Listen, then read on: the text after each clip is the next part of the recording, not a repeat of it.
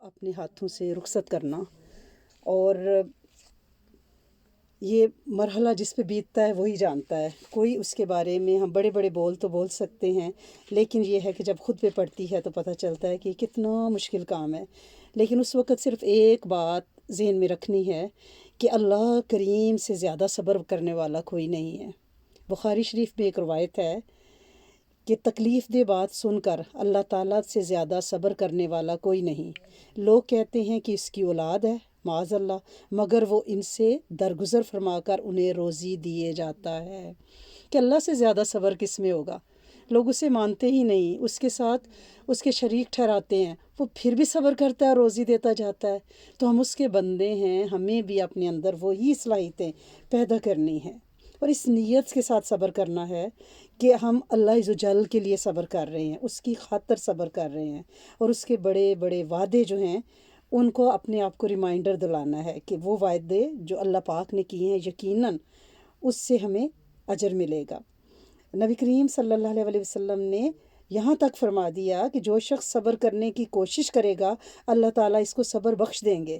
گویا صبر کی کوشش کرنی ہے، اور اور توفیق بھی مانگنی ہے اللہ پاک سے۔ لوگ کہتے ہیں صبر نہیں آ رہا، واقعی مشکل کام ہے، نہیں آتا، لیکن ایک تو کوشش کرنی ہے، دوسرا توفیق مانگنی ہے۔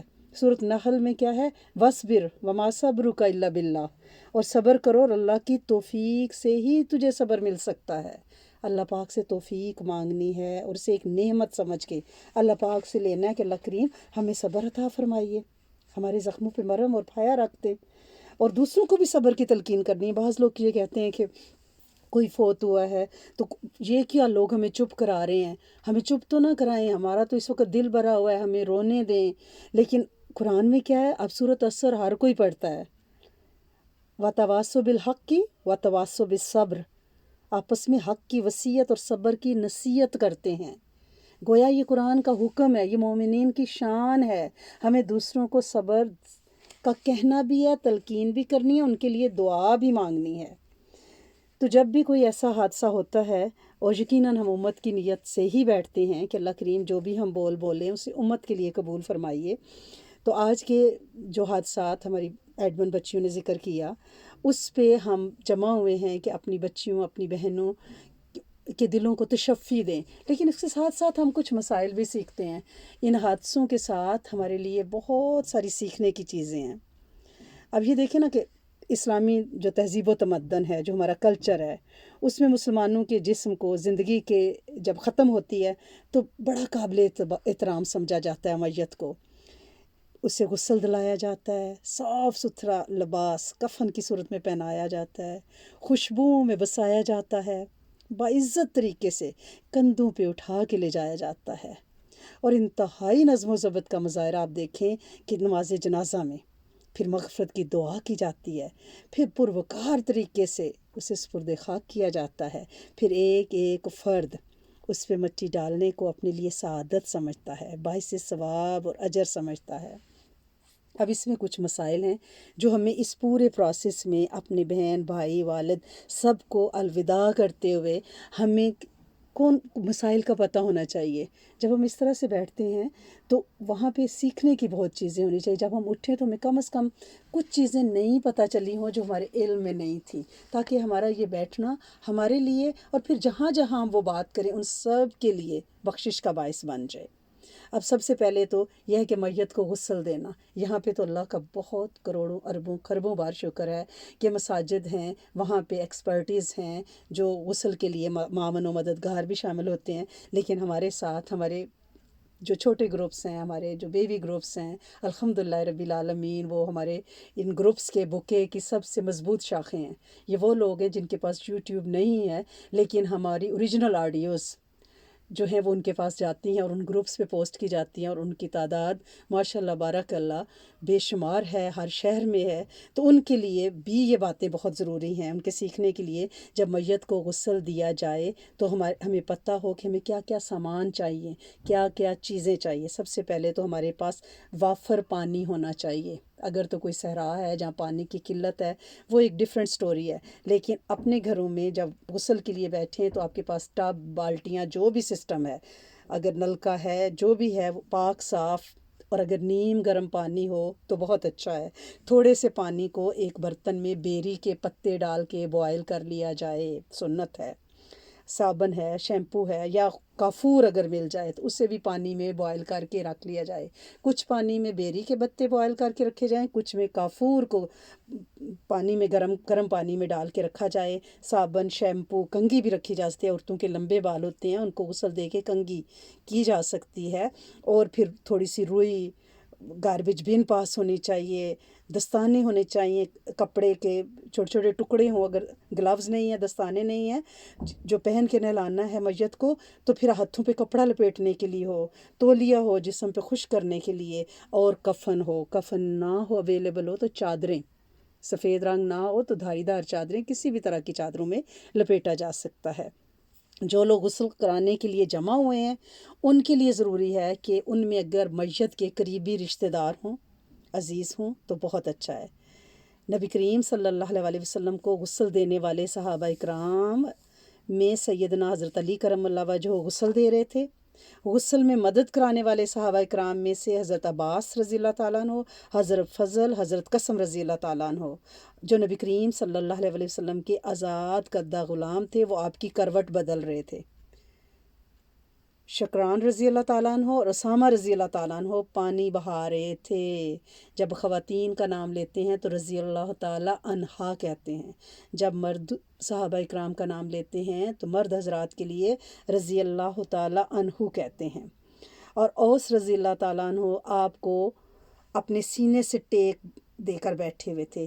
یہ چیزیں الرحیق المختوم، تاریخ کی بہت مشہور کتاب ہے، اس میں لکھی ہوئی ہیں اور بہت سرٹیفائیڈ ہیں۔ شوہر بھی اپنی بیوی کی میت کو اور بیوی اپنے شوہر کی میت کو غسل دے سکتی ہے، یہ موطا امام مالک میں لکھا ہوا ہے۔ سیدنا حضرت علی کرم اللہ وجہہ نے سیدہ بی بی فاطمہ الزہرا کو اور سیدنا حضرت ابوبکر صدیق رضی اللہ تعالیٰ عنہ کو ان کی زوجہ سیدنا اسماء رضی اللہ تعالیٰ عنہ نے غسل دیا۔ حضرت بی بی سیدہ عائشہ صدیقہ فرماتی ہیں کہ نبی کریم صلی اللہ علیہ وسلم جنت البقیع میں سے ایک جنازہ پڑھ کے تشریف لائے۔ میرے سر میں درد تھا اور میں کہہ رہی تھی ہائے میرا سر۔ آپ صلی اللہ علیہ وسلم نے فرمایا نہیں بلکہ میرا سر، اگر تم مجھ سے پہلے فوت ہو جاؤ تو میں خود تمہیں غسل دوں، تمہیں کفن پہناؤں، تمہاری نماز جنازہ پڑھ کر خود دفن کروں تو اس میں کوئی حرج کی بات نہیں۔ یہ مسند احمد میں روایت ہے۔ یعنی آپ نے اگرچہ یہ بات دل لگی کے لیے کی تھی، لیکن حدیث سے اس حکم کا پتہ چلتا ہے کہ شوہر اپنی بیوی اپنی شوہر کو غسل دے سکتی ہے۔ نبی کریم صلی اللہ علیہ وسلم کا جب وصال ہو گیا تو حضرت بی بی عائشہ صدیقہ اس روایت کو بیان کر کے فرمایا کرتی تھیں، جو بات مجھے اب معلوم ہوئی وہ میں پہلے ہی غور کر لیتی تو نبی کریم صلی اللہ علیہ وسلم کو غسل ازدواج مطہرات ہی دیتی۔ یہ ابن ماجہ میں روایت ہے۔ اب غسل کون لوگ دیں؟ ایک تو عزیز رشتہ دار ہوں، دوسرا جن کے پاس دین کا علم ہو، جو غسل دینے کے آداب کو جانتے ہو، طریقے کو جانتے ہوں۔ نبی کریم صلی اللہ علیہ وسلم کو جن صحابہ اکرام رضوان اللہ مجمعین نے غسل دیا وہ نہ صرف آپ کے رشتہ دار تھے بلکہ دین کا فہم بھی رکھتے تھے، آداب غسل سے بھی آشنا تھے۔ میت میں اگر کوئی عیب یا ناگوار چیز نظر آئے تو پردہ پوشی کریں، راز رکھیں، ٹھیک ہے نا؟ یعنی یہ نہیں کہ آج ہماری خواتین جاتی ہیں غسل دینے تو باہر آ کے ہائے وہ ان کو تو جسم پہ بڑی سویلنگ تھی، ہائے زخم، ایسے نہیں کہنا، پردہ پوشی کرنی ہے۔ حضرت ابو امامہ فرماتے ہیں کہ نبی کریم صلی اللہ علیہ وسلم نے فرمایا جس نے کسی میت کو غسل دیا، اس کی کسی ناپسندیدہ چیز کی پردہ پوشی کی، اللہ تعالیٰ اس کے گناہوں کی پردہ پوشی فرمائے گا۔ جس نے کسی مسلمان کو کفن دیا، اللہ تعالیٰ اسے روز قیامت سندس کا لباس پہنائے گا۔ یہ طبرانی شریف میں روایت ہے۔ گویا کفن جو دے گا گویا قیامت تک، یعنی اس نے کسی مومن کو لباس دے دیا، اور دوسری روایت میں ہے کہ قیامت کے دن اللہ پاک اسے سندس کا پرہن پہنائیں گے۔ اب غسل کس جگہ دیا جائے؟ یہاں تو الحمدللہ رب العالمین مساجد کے اندر میت کے غسل کے لیے अरेंजमेंट है, जैसे काउंटर है, आइलैंड है, वैसा एक बना हुआ है। ऊपर पानी के ठंडे गर्म पानी के नल हैं, जो बच्चियां भी गुस्ल देने जाती हैं उन्होंने यकीनन देखा होगा। लेकिन उस पटड़े को, उस काउंटर को हमें हर वक्त ज़हन में रखना चाहिए कि एक दिन हमें भी उस पे सोना है, और लाजमी सोना है। कोई वे आउट, कोई भागने की जगह नहीं, कोई फ़रार नहीं है। उसको ज़हन में रखें तो फिर हमें दुनिया बड़ी हेच नज़र आएगी, और दुनिया का फ़ानी नज़र आना हमारे ज़हन में हर वक्त रहना चाहिए।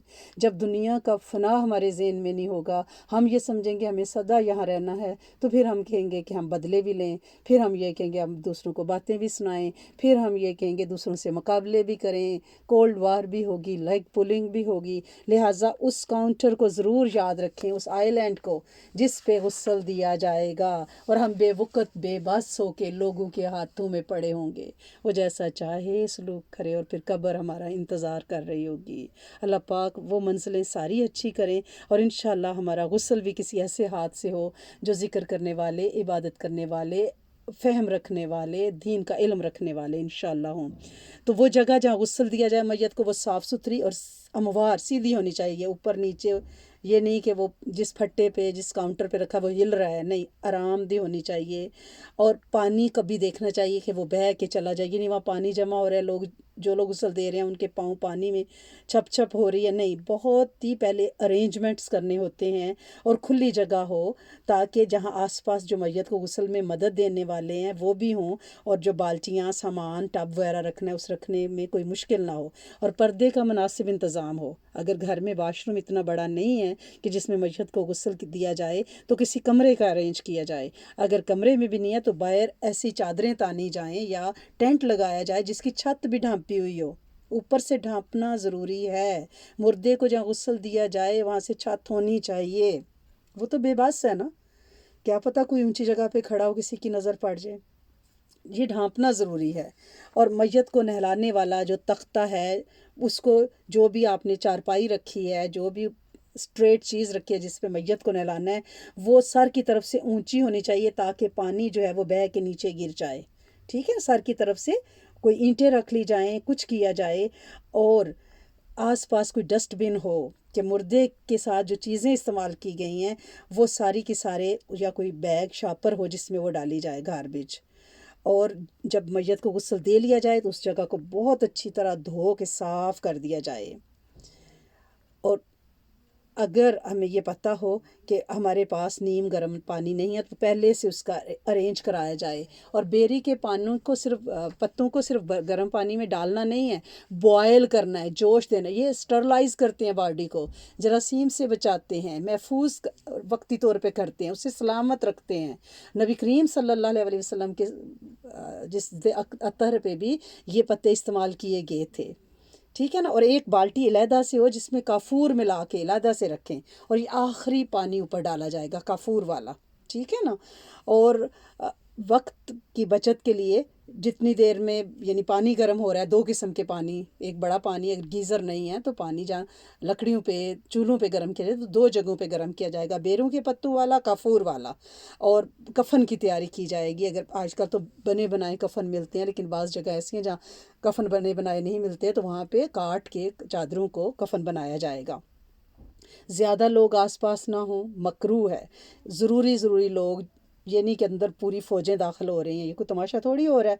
ठीक है ना। कम लोग, अपने करीबी लोग हों, और जितने गुस्ल कराने जा रहे हैं उनका बावज़ू होना मुस्तहब है। और गुस्ल की जगह में जब आप दाखिल होने लगेंगे, चाहे वो वाशरूम है, चाहे वो यानी ऐसी जगह टेंट लगा हुआ है, या बाहर कमरा है जहाँ पे मैयत को गुस्ल दिया जा रहा है, वहाँ जाने से पहले आप बिस्मिल्लाहि अल्लाहुम्मा इन्नी आऊज़ु बिका मिनल खुबुसी वल खबाइस वाशरूम की दुआ पढ़ के दाखिल होंगी। क्या? क्योंकि वहाँ मैयत का सतर नंगा हो रहा है, आप उस जगह को खुबुस और खबाइस से पाक देखना चाहती हैं। ठीक है ना। और अगर मैयत के कपड़े आसानी से ना उतर सकें तो कैंची से एहतियात से काट के उसको उतारा जाएगा। लेकिन जब कपड़े उतारे जा रहे हों तो उनके ऊपर एक चादर तानी हुई हो मैयत के ऊपर, किसी सूरत मैयत को बरहना नहीं छोड़ना। और कोशिश करनी है, उलमा तो ये भी फरमाते हैं कि मैयत के ऊपर रंगदार कपड़ा, गहरे प्रिंट वाला, गहरे कलर वाला डाला जाए, ताकि जब वो कपड़ा गीला भी हो जाए तो मैयत का वजूद नज़र ना आए, क्योंकि जो भी गुस्ल देगा वो कपड़े के अंदर देगा, हाथों पे ग्लव्स होंगे, नंगा हाथ नंगे जिस्म को नहीं छुएगा, स्पेशली सत्तर को नहीं छुएगा। उस वक़्त ग्लव्स पहनने या हाथ के ऊपर कपड़ा लपेटना इंतहाई ज़रूरी है।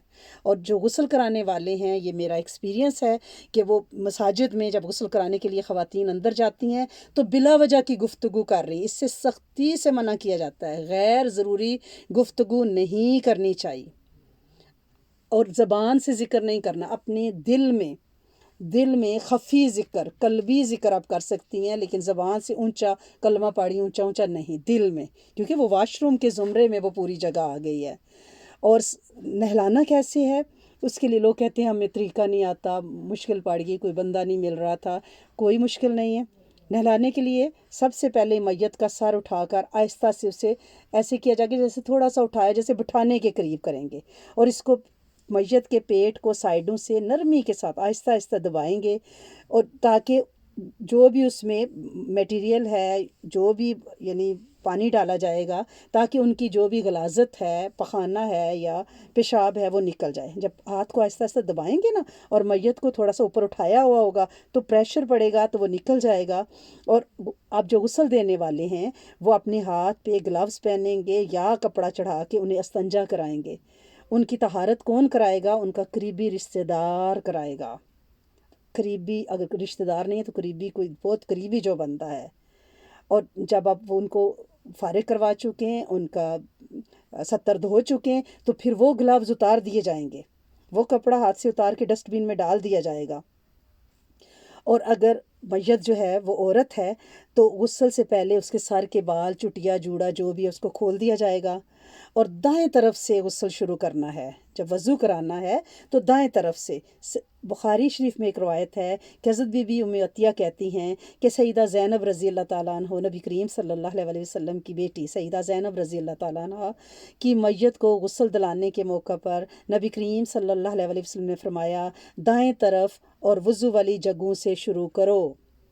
यानी आप वज़ू करना, वज़ू की तरह दाएं तरफ से शुरू करना है। दौरान वज़ू ज़ाहिर मैयत है, बाकायदा कुल्ली और नाक में पानी तो नहीं डाला जाएगा। इसकी बजाय ये किया जाता है कि कपड़ा या रुई ऐसे लपेट के थोड़ी सी उसे गीला किया जाता है और मैयत के दांतों के अंदर फेरा जाता है, जैसे कुल्ली कराई जाए।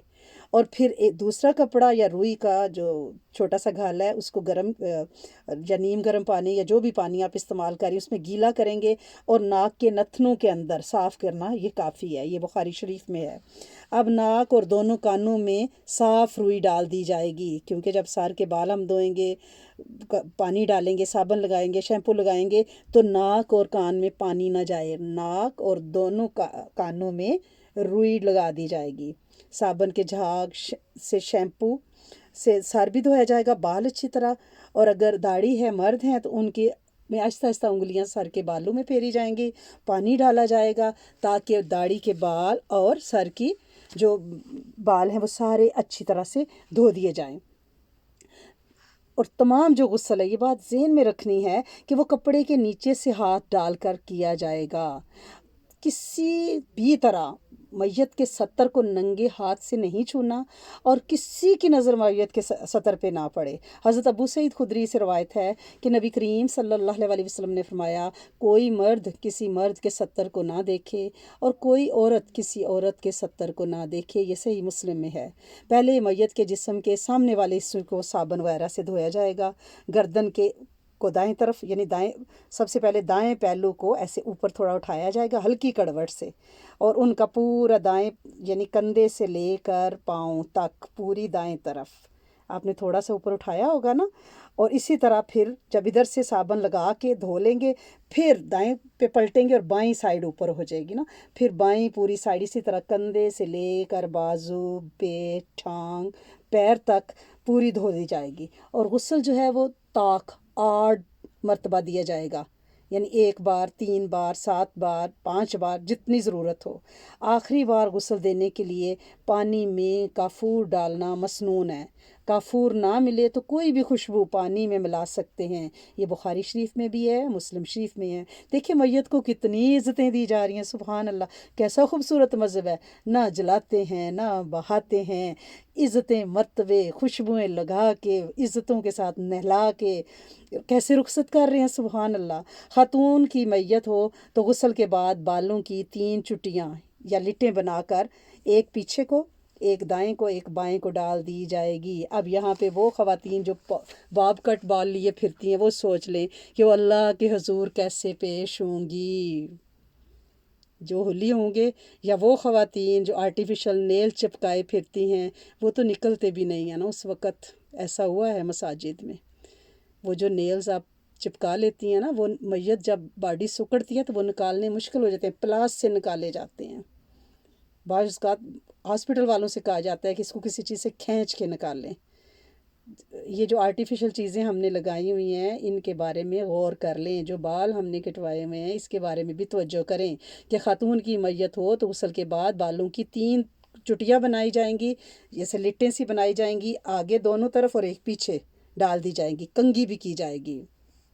اب میت کے بارے میں جو حقوق یہاں پہ بیان ہو رہے ہیں اس میں حضرت بی بی ام عطیہ رضی اللہ تعالیٰ عنہ بیان کرتی ہیں کہ نبی کریم صلی اللہ علیہ وسلم ہمارے پاس تشریف لائے جس وقت ہم آپ کی بیٹی سیدہ بی بی زینب رضی اللہ تعالیٰ عنہ کو غسل دے رہے تھے۔ آپ نے ارشاد فرمایا 3 بار، 5 بار، 7 بار، اگر مناسب سمجھو تو اس سے بھی زیادہ غسل دو۔ حضرت بی بی ام عطیہ بیان کرتی ہیں کہ میں نے عرض کیا طاق عدد میں؟ آپ صلی اللہ علیہ وسلم نے فرمایا ہاں، اور آخری بار یعنی وہ 3، 5ویں یا 7ویں جو بھی آخری بار ہوگی کچھ کافور بھی ملا دینا، پھر جب فارغ ہو جاؤ تو مجھے اطلاع کر دینا۔ جب ہم فارغ ہو گئیں تو آپ صلی اللہ علیہ وسلم کو اطلاع کی۔ آپ صلی اللہ علیہ وسلم نے ہماری طرف اپنا تہمد پھینک کر فرمایا یہ اندر اس کے بدن میں لپیٹ دو۔ ام عطیہ رضی اللہ تعالیٰ عنہ بیان کرتی ہیں کہ ہم نے ان کے بالوں کے 3 حصے کر کے کنگھی کی اور پیچھے ڈال دیے۔ یہ بخاری شریف میں ہے۔ ایسے حالات میں جب کہ میت کو غسل دینا ممکن نہ ہو تو میت کو تیمم بھی کرایا جا سکتا ہے، جیسے آج کل جس طرح کے حادثے ہو رہے ہیں، ایکسیڈنٹ میں جسم گل سڑ جاتا ہے، کٹ جاتا ہے، کوئی کیمیکل میں ڈوب جاتا ہے، کوئی ایسی بیماری ہو کہ جس میں ہو کہ غسل دینے سے جسم کے پھٹنے کا زیادہ وہ خطرہ ہوگا، تو ہمیں چاہیے کہ ہم کیا کریں کہ ہم اس کو تیمم بھی کرا سکتے ہیں۔ اب کفن کے لیے صاف ستھرا لباس ہونا چاہیے، ٹھیک ہے نا، اور ضروری نہیں ہے کہ نیا برانڈ نیو ہو، نہیں، کوئی سا بھی کپڑا آپ کے پاس پہلے سے پڑا ہوا ہے آپ اس کو استعمال کر سکتی ہیں، دھلا ہوا ہونا چاہیے۔ اور اگر سفید لباس پہنائیں تو افضل ہے اگر اویلیبل ہو تو، کیونکہ حدیث مبارکہ میں سنن ترمذی شریف میں ہے کہ سفید لباس پہنا کرو، یہ تمہارا بہترین لباس ہے، اسی میں مردوں کو کفن دیا کرو اگر اویلیبل ہو تو۔ سفید لباس پہننا بھی اچھا ہے کیونکہ یہی احرام بھی سفید لباس کا ہی ہوتا ہے یوزلی اگر اویلیبل ہو تو۔ کفن کے لیے اتنا کپڑا ہونا چاہیے کہ جس سے جسم پراپر طریقے سے ڈھانپا جا سکے۔ نبی کریم صلی اللہ علیہ وسلم نے ایک دن خطبہ ارشاد فرمایا اور خطبہ دیتے ہوئے آپ نے ایک صحابی کا تذکرہ فرمایا جس سے وفات کے بعد ناکافی کفن میں لپیٹا گیا اور رات کو ہی دفن کر دیا گیا۔ راوی کہتے ہیں کہ آپ نے ہمیں اس بات پہ تنبیہ کی کہ میت کو رات کو دفن نہ کیا جائے الا یہ کہ انسان مجبور ہو۔ عورت کے لیے ہے کہ پردے کی وجہ سے اس نیت سے رات کو دفنایا جائے، لیکن مردوں کو نہیں۔ اگر مجبوری ہو تو کوئی حرج نہیں، لیکن کوشش کریں کہ دن کے اجالے میں دفنائیں۔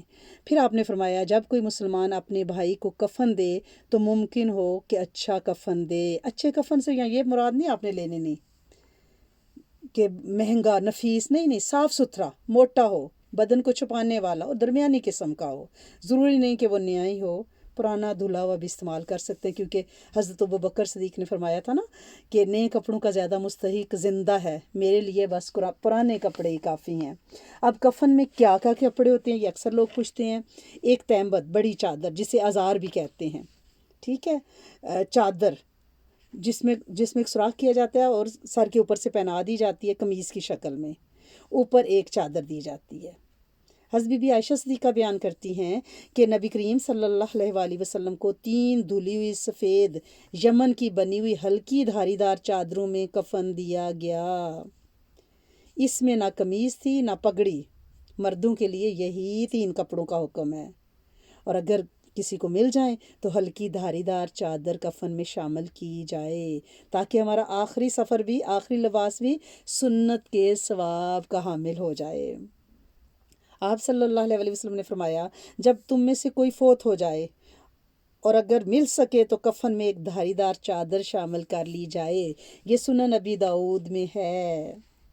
اور عورت کے کپڑوں کے لیے، کفن کے لیے 5 کپڑے ہوتے ہیں، یعنی 3 تو وہ ہوئے جو مردوں کے ہیں، ایک چوتھا کپڑا جو سر کا دوپٹہ اور رومال ہے، جس میں گردن اور سر ڈھانپا جاتا ہے۔ اب جو لوگ دوپٹہ لینا پسند نہیں کرتے، صرف ٹاپ پہن لیتے ہیں جینس کے اوپر، وہ سوچیں کہ اس دن وہ کیا کریں گے، انہیں تو عادت ہی نہیں ہے دوپٹہ پہننے کی، انہیں تو بھاری لگتا ہے، ان کا تو دل گھبراتا ہے۔ اس دن بھی کہہ دیں کہ بھئی ہمیں نہ پہناؤ، ہمیں گھبراہٹ ہو رہی ہے، یا ہم اتنے بڑے بڑے کنالوں کے گھر میں ہمارا دم گھٹتا ہے دوپٹہ لے کے، تو قبر تو بڑی تانگ ہے نا اس دن، تو میرا خیال ہے اس طرح کی کوئی وصیت بنتی ہے ایسے لوگوں کے لیے۔ یہ بھی سوچ لیں۔ اب ساتھ ساتھ اپنا اپنا تجزیہ کرتے جائیں، ہر کوئی خود کو پرسونیفائی کرے کہ کیا ہو رہا ہے، ٹھیک ہے نا۔ ایک کپڑا کیا ہے؟ سر کا رومال، اور 5واں جو کپڑا ہے وہ قمیض کے نیچے ہوگا، کہ عورت کا جو 70 ہے، یعنی سینہ، چھاتی سے لے کر رانوں تک اس میں پہلے لپیٹا جائے گا ٹائٹ کر کے، اور پھر اس کو سینہ بند کہتے ہیں۔ حضرت بی بی امی عطیہ سے جو میں نے ابھی آپ کو روایت بتائی ہے، اس میں ہمیں یہ ساری دلیل ملتی ہے، کیونکہ نبی کریم صلی اللہ علیہ وآلہ وسلم کی بیٹی حضرت بی بی سیدہ زینب رضی اللہ تعالیٰ عنہا کو انہوں نے غسل دیا تھا، تو نبی کریم صلی اللہ علیہ وآلہ وسلم تشریف لائے تھے، اور آپ باہر تھے، اندر خواتین غسل دے رہی تھی، آپ انہیں ہدایات فرما رہے تھے، اور آپ نے انہیں اپنا تہبند دیا تھا کہ اندر اس کے جسم کو لپیٹیں، کہ میری بیٹی کے 70 کو سینہ اور ران تک، یعنی اس کو سینہ بند کو لپیٹ کے پھر اوپر کپڑے چادر پہنائی جائے۔ لیلہ بنت کعب کہتی ہیں کہ میں بھی ان عورتوں میں شامل تھی جنہوں نے نبی کریم صلی اللہ علیہ وسلم کی صاحبزادی سیدہ بی بی ام کلثوم رضی اللہ تعالیٰ عنہا کی میت کو غسل دیا۔ نبی کریم صلی اللہ علیہ وسلم نے کفن کے لیے پہلے اپنا تہبند سینہ سے ران تک اندر لپیٹنے کے لیے دیا، پھر کرتا، پھر اوڑھنی یعنی دوپٹہ، پھر ایک اور کپڑا دیا جس میں وہ لپیٹ دی گئیں۔ حضرت بی بی لیلہ رضی اللہ تعالیٰ عنہا نے کہا کہ نبی کریم صلی اللہ علیہ وسلم دروازے کی طرف تشریف رکھتے تھے، آپ صلی اللہ علیہ وسلم کے پاس کفن کے یہی کپڑے تھے، نبی کریم صلی اللہ علیہ وسلم کو ہم کو ایک ایک کپڑا دیے جاتے تھے اور فرماتے تھے کہ اس کو کہاں پہنانا ہے۔ یہ احمد ابی داؤد میں یہ روایت ہے۔ سیدہ زینب رضی اللہ تعالیٰ عنہ بنت رسول صلی اللہ علیہ وسلم کی وفات کب ہوئی ہے؟ 8 ہجری کو، اور ان کی دوسری صاحبزادی حضرت بی بی ام کلثوم رضی اللہ تعالیٰ عنہ کی وفات 9 ہجری کو اگلے ہی سال ہوئی ہے۔ اب ان حدیثوں سے ہمیں یہ پتہ چلتا ہے کہ میت کو کون کون سے کپڑوں میں دفنایا جا سکتا ہے۔ اگر کم کپڑا بھی ہو تو اس میں دفنانے کی روایات غزوہ احد کے موقع پر ہمیں ملتی ہیں، اور جسم کو خشک بھی کرنا ہوتا ہے، اور عود اور خوشبو کی دھونی بھی دی جائے تو مستحب ہے۔ نبی کریم صلی اللہ علیہ وسلم نے فرمایا، مسند امام احمد میں ہے، جب تم میت کو خوشبو کی دھونی دو تو 3 مرتبہ دو۔ دھونی دینا اگر ممکن نہ ہو تو میت کو عطر یا ایسی خوشبو جس میں الکوہل نہ ہو لگایا جا سکتا ہے۔ یہاں جب مساجد میں آپ لوگ جاتی ہیں خواتین میت کو غسل دینے، تو اگر آپ کے پاس کوئی عطر ہو بغیر الکوہل کے تو وہ میت کے ماتھے پہ، اس کفن پہ لگا دیا جائے، کیونکہ رخصت ہو رہی ہیں نا، فرشتوں کے جھرمٹ میں اٹھائی جائیں گی، تو انشاءاللہ عزتوں کے ساتھ رخصت کرنا ہے۔ یہ بخاری اور مسلم میں ہے۔ اب جو بندہ احرام پہنا ہوا ہے، عمرے کے لیے گئے ہیں، حج کے لیے گئے ہیں، وفات ہو گئی ہے، تو ماشاءاللہ ایسی موت ملے تو اور کیا چاہیے۔ تو خوشبو کے حکم میں محرم کہتے ہیں امام جو احرام والے کو، تو وہ نہیں ہے، احرام والے کو آپ نے خوشبو نہیں لگانی ہوتی، یعنی حالت احرام میں، یعنی حج یا عمرے کے دوران فوت ہونے والے کو آپ خوشبو نہیں لگائیں گے۔ اس کے لیے ایک واقعہ بھی ہے کہ ایک صحابی میدان عرفات میں اچانک اپنی سواری سے گر گئے، اونٹنی نے ان کی گردن توڑ دی، وہ وہیں وفات پا گئے۔ نبی کریم صلی اللہ علیہ وسلم نے ارشاد فرمایا، اس سے پانی اور بیری کے پتوں سے غسل دے کر 2 کپڑوں میں کفن دو، اور ایک دوسری روایت میں ہے خوشبو نہ لگاؤ نہ ہی ان کا سر اور چہرہ چھپاؤ، یہ روز قیامت تلبیہ کہتے ہوئے اٹھیں گے۔ اب میت کو جو غسل دے لیں تو اس کے بعد غسل کرنا، جس نے غسل دیا ہے نا، جو اس میت کو غسل دے رہے تھے، وہ مستحب اور بہتر ہے، واجب نہیں ہے، کیونکہ نبی کریم صلی اللہ علیہ وسلم نے فرمایا جو کسی میت کو غسل دے وہ بعد میں خود غسل کر لے، وہ اور جو اس کو اٹھائے وہ وضو کر لے جو قبر تک لے کے جائے۔ اور حضرت عبداللہ بن عمر کا قول ہے کہ ہم میت کو غسل دیا کرتے تھے، پھر ہم میں سے کوئی تو غسل کر لیتا اور کوئی نہیں کرتا تھا، یعنی وضو بھی کر لے۔ کیوں؟ اس میں حکمت کیا ہے کہ میت کو غسل کرانے کے دوران بعض کا نجاست کے چھینٹے یا جس بیماری میں اس کی وفات ہوئی اس کے جراثیم وغیرہ اگر بندے کو لگ جائیں، بعض کا متعدی بیماریاں ہوتی ہیں، وبائی امراض ہوتے ہیں، تو اس لیے یہ حکمت ہے اس میں کہ بندہ جو ہے وہ نہا لے تاکہ اس کا جسم جو ہے وہ پاک صاف ہو جائے اور کوئی شک و شبہ نہ رہ جائے، ٹھیک ہے؟ تو اللہ کریم انشاءاللہ ہم سب کو بہترین غسل دینے والا بنائیں، اور جب ہم غسل لینے کے لیے خود اس جگہ پہ لیٹیں تو انشاءاللہ ہم بھی نیک صالح لوگوں کے ہاتھوں میں غسل دیے جائیں۔ اللہ کریم ہم سب کو خاتمہ بالخیر عطا فرمائے۔ آپ کوشش کیا کریں کہ اللہم اجرنا من النار، اللہم حاسبنا حسابا یسیرا، اس کو 7 بار صبح شام پڑھا کریں تاکہ یسیرا آسان حساب ہو جائے۔ اللہ پاک اپنی رحمتوں کے سائے میں آپ سب لوگوں کو رکھے۔ اللہم صلی علی سیدنا و مولانا محمد وعلی آل سیدنا و مولانا محمد وبارک وسلم۔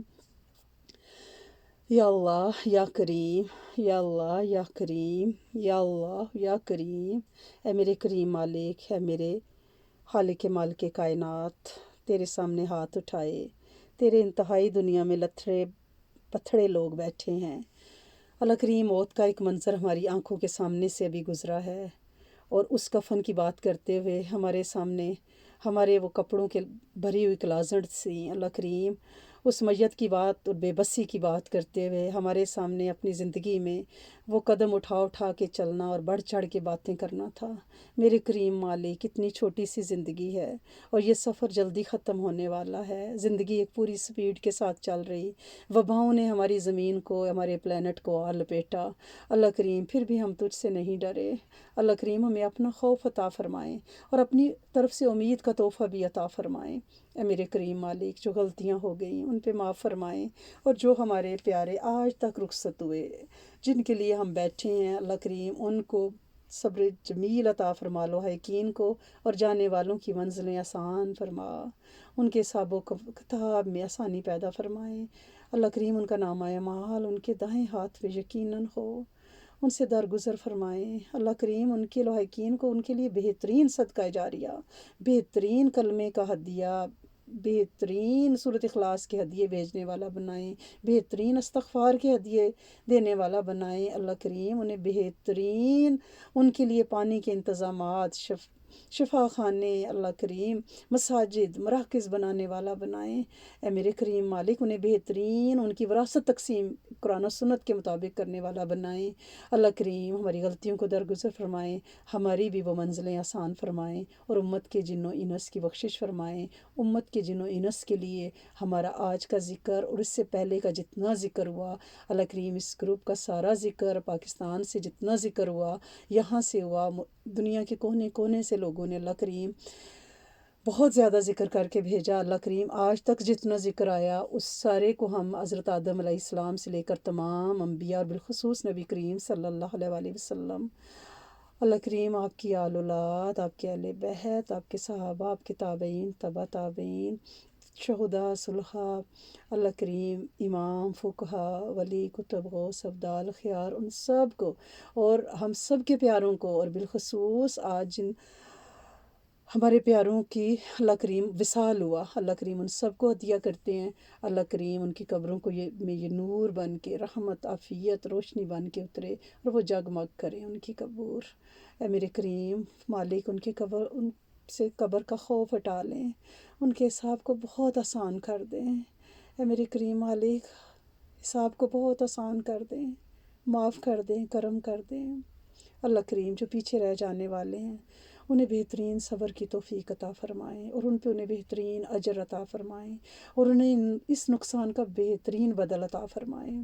اے میرے کریم مالک، اے میرے سونے آقا، جتنے لوگوں نے ہاتھ اٹھائے ہیں انہیں اپنے علم میں سے علم، اپنے حلم میں سے حلم، خاتمہ بالخیر، اپنی معرفت عطا فرمائیں، ناگہانی آفتوں، خرچوں، بلیات سے بچائیں، لغویات سے بچائیں، ہمارے وقت اور ایمان میں برکت ڈالیں، عافیت ڈالیں، دعاؤں کو عافیت اور برکت کے ساتھ قبول فرمائیں، وہ ساری خیریں عطا فرمائیں جو نبی کریم صلی اللہ علیہ وآلہ وسلم نے چاہیں، ان سارے شرور سے بچائیں جن سے آپ صلی اللہ علیہ وآلہ وسلم نے پناہ چاہی، ہر بے روزگار کو بہترین روزی روٹی عطا فرمائیں، اللہ کریم ہر بے ہدایت کو ہدایت عطا فرمائیں، اللہ کریم ہر اس بچے کو جو شادی کے قابل ہے اسے بہترین زوج عطا فرمائیں، اللہ کریم ہر گود جو خالی ہے یا جو اولاد نرینہ سوالے کی طلبگار ہے انہیں عافیتوں برکتوں والے بے عیب بچے عطا فرمائیں، جادو جنات سے بچائیں، نظر بد سے بچائیں، کھلے چھپے دشمنوں سے بچائیں، اپنا کرم اور فضل کر دیں، معاف کر دیں، معاف کر دیں، معاف کر دیں، راضی برضا اور قضا رکھیں۔ ربنا تقبل منا انک انت السمیع العلیم وتب علینا انک انت التواب الرحیم نستغفرک ونتوب الیک سبحان ربک رب العزة عما یصفون وسلام علی المرسلین والحمد للہ۔